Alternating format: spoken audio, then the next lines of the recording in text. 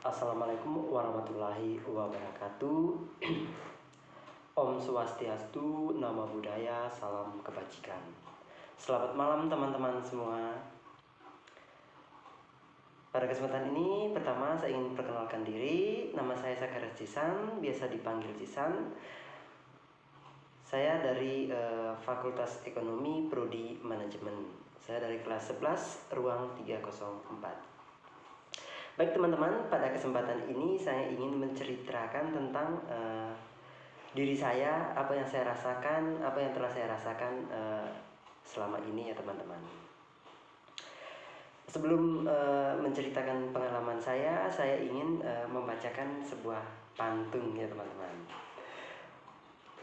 Pagi mendung, hujan pun basah, awan menjadi merah. Meskipun hidup terasa susah, tetap bekerja dan pantang menyerah. Jadi menurut saya teman-teman, untuk mencapai puncak suatu kesuksesan itu pasti begitu banyak tantangan dan rintangan yang perlu kita lewati bersama. Baik teman-teman,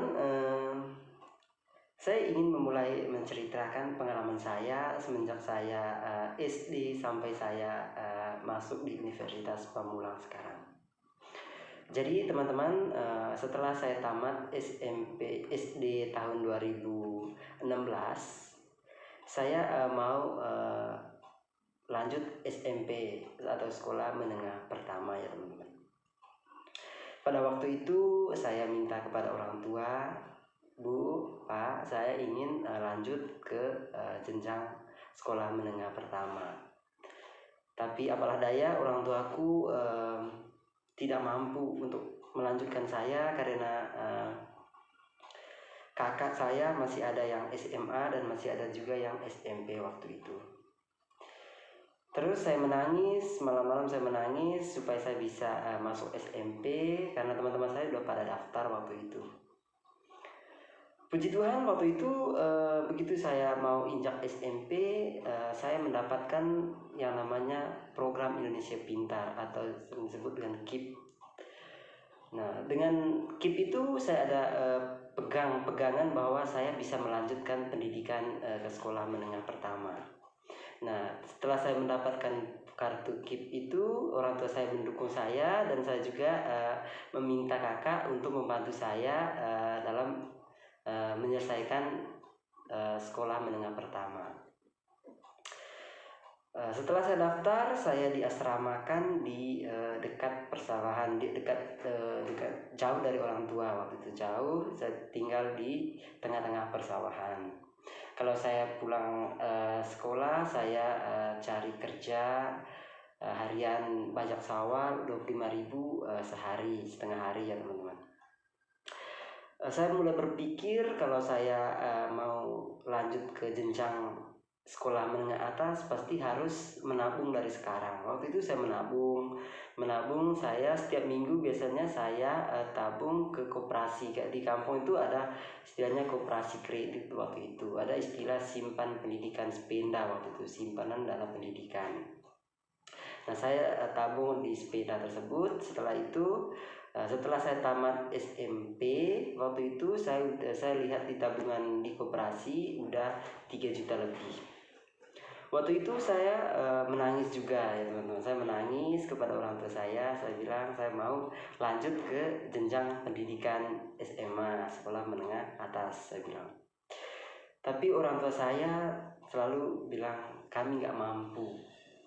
Terus saya menangis dan mama saya bilang, kamu coba telepon kakak kamu yang di Kalimantan, apakah bisa dia bantu nanti kalau untuk uang sekolahnya apakah dia bisa bantu. Kalau untuk kehidupan sehari-harinya itu bisa dibantu oleh orang tua. Terus saya cerita ke orang tua bahwa saya masih ada PIP, kartu KIP itu tadi, kartu Indonesia Pintar, bahwa untuk dana biaya sekolahnya itu masih setengahnya dari pemerintah, dan untuk kebutuhan sehari-harinya itu saya minta bantuan kakak yang di Jakarta sama yang di Kalimantan. Nah, begitu waktu itu saya mau di SMK. Waktu itu saya jurusan layanan wisata, atau sering disebut dengan UPW, usaha layanan wisata waktu itu. Kebetulan waktu itu saya magang di Labuan Bajo selama 3 bulan. Selama 3 bulan saya magang di Labuan Bajo. Kebetulan saya ketemu dengan bos yang saya kerjakan sekarang di Jakarta. Puji Tuhan, waktu itu saya ketemu bos yang saya kerjakan sekarang. Malam waktu mereka trip bersama saya itu, mereka saling bertukar cerita gitu, istilahnya di dalam kapal. Terus dia cerita, kamu kalau setelah tamat SMA apakah lanjut ke pariwisata atau tidak. Terus saya ceritakan bahwa sebenarnya saya nggak ada di sini. Sebenarnya saya bilang saya nggak bisa lanjut SMA sebenarnya karena orang tua saya kurang mampu.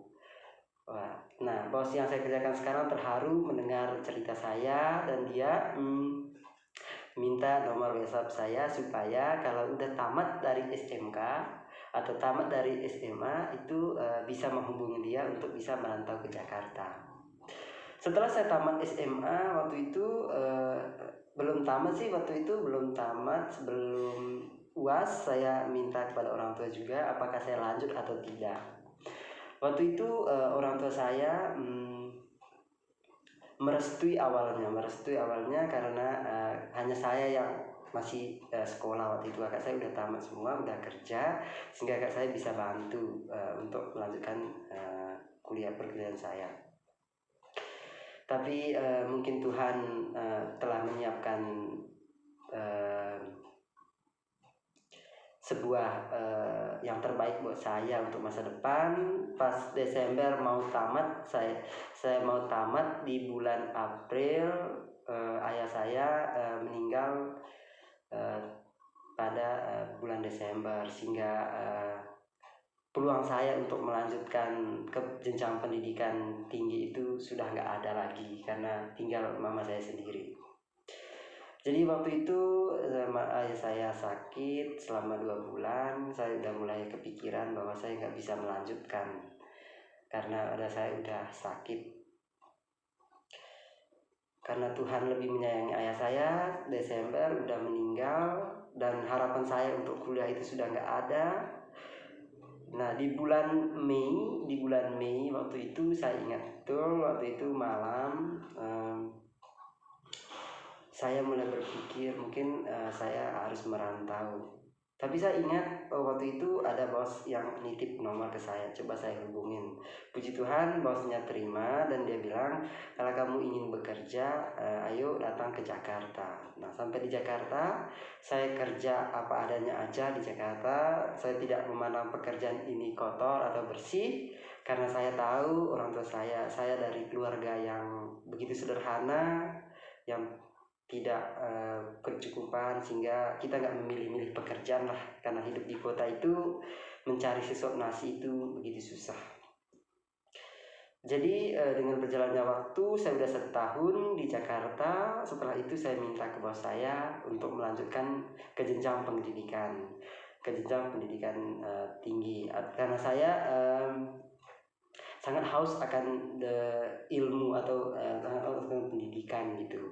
Karena saya ingin karena orang itu walaupun karena menurut saya kelihatan kalau saya lihat itu masyarakat itu walaupun attitude kita tinggi, skill kita baik, kalau kita nggak mempunyai derajat yang lebih tinggi pasti nggak selalu nggak dihargai. Tapi saya ingin merubah nasib dan masa depan saya, sehingga saat ini saya ambil langkah kuliah sambil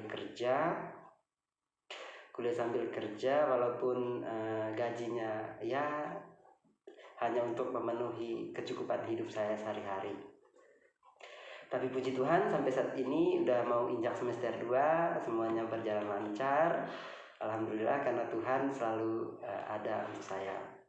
Sehingga pesan buat teman-teman, jika ada peluang atau kesempatan yang diberikan oleh orang tua, manfaatlah kesempatan itu, karena kesempatan itu tidak datang 2 kali. Orang tua itu bukan orang tua itu ingin anaknya sukses, ingin anaknya bekerja nggak seperti mereka, ingin anaknya lebih baik dari mereka, sehingga mereka memperjuangkan anaknya untuk sekolah. Manfaatkanlah kesempatan itu ya teman-teman. Jadikanlah sebuah pengalaman saya menjadi inspirasi bagi teman-teman semua, karena itulah pengalaman pahit yang pernah saya alami dalam hidup saya. Walaupun keinginan saya begitu kuat untuk mencari pendidikan, mencari ilmu yang begitu tinggi, tapi apalah daya kalau orang tua memang nggak mampu, ya begitulah, kita harus berjuang sendiri.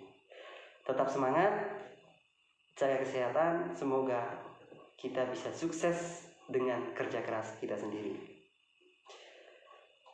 Akhirnya saya mengucapkan terima kasih kepada teman-teman yang telah menyaksikan video dari saya. Akhirnya saya mohon maaf bila ada kesalahan tutur kata yang saya ucapkan dalam video ini. Saya mengucapkan mohon maaf. Salam semangat. Kita bisa karena kita hebat. Terima kasih.